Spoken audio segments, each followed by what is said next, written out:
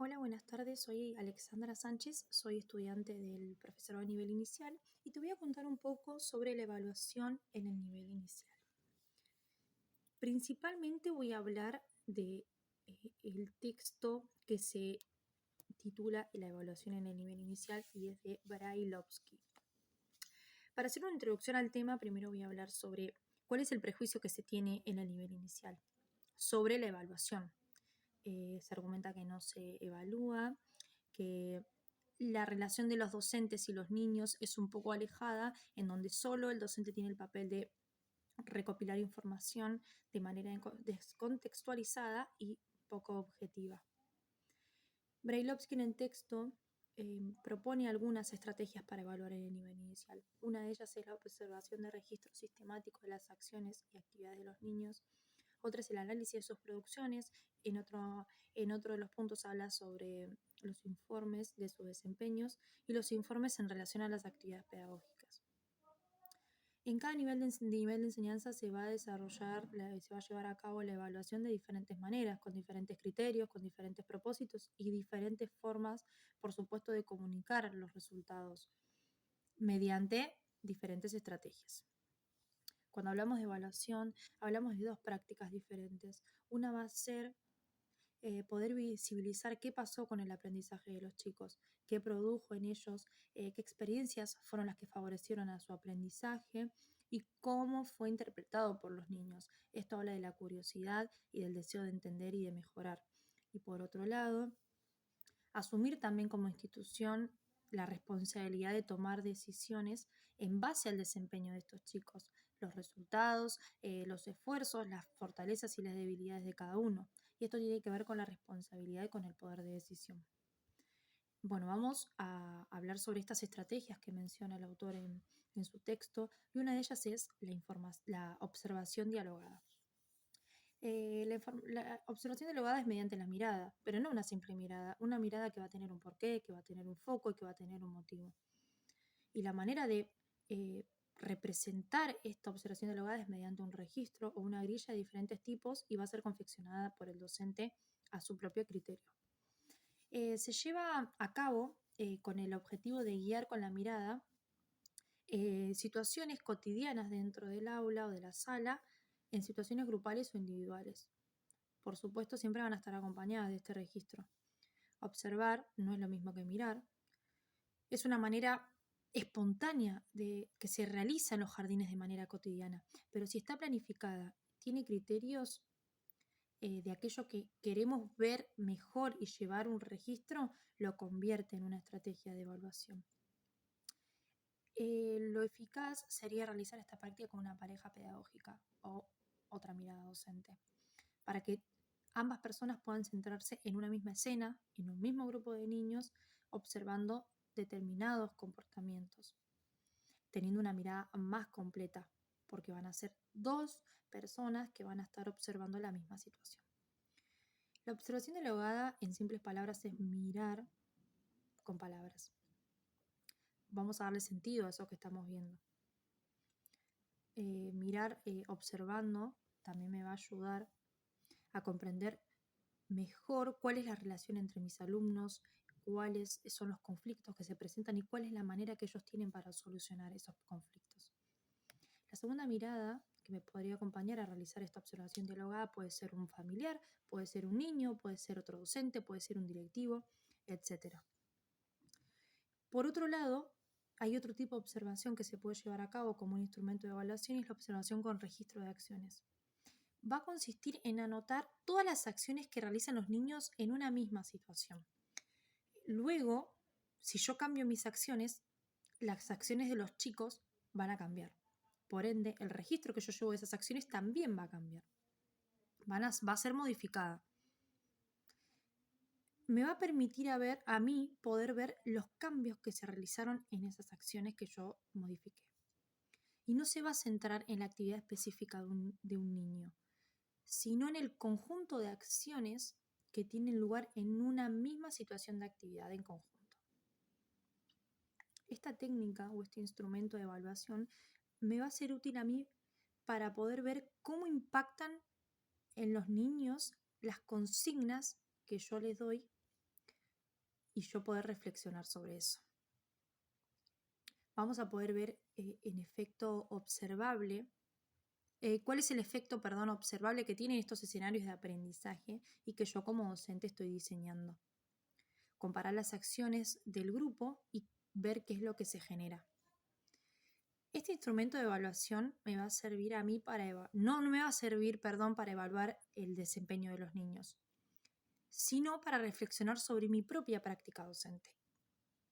Y reflexionar también sobre las oportunidades que yo les doy y de qué forma se las doy para que ellos puedan aprender.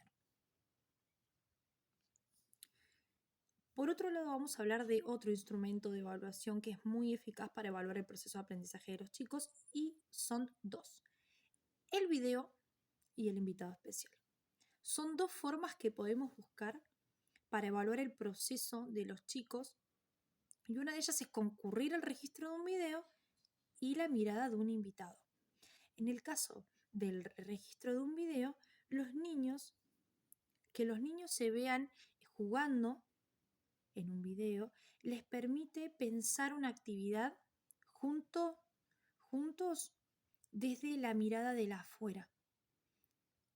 Y es parecida a la observación dialogada, pero se realiza esta observación de este registro de un video donde los niños se pueden ver proyectados jugando con el grupo.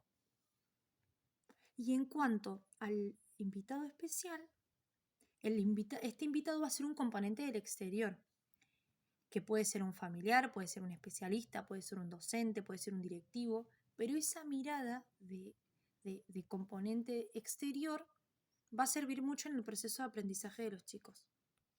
Y por último, la última estrategia que sugiere Brailovsky es la agenda de sala.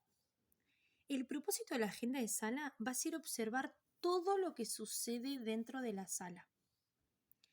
Se va a utilizar para darle prioridad a ciertos asuntos que yo como docente creo que son prioritarios.